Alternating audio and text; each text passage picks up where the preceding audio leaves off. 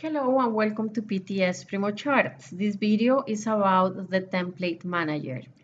Under the menu, under data, you will see two options. One of them is template manager, the other one is download templates.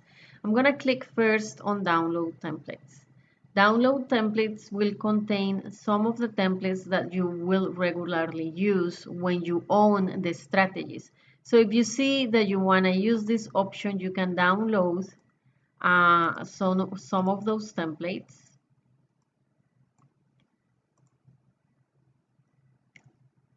And click on update. Once you click on update, your templates will be downloaded. That means that when you go to the apply chart template, you will see those templates already on your system. For example, I'm going to click on the apply chart template and I'm going to choose from one of these templates. The strategy 3A. So that's your template. The second option, which is the template manager. So if you have so many templates and you need to delete some of those, let's say that you're not using steps, or you're not using this one, or you're not using this one, you can delete them, click OK,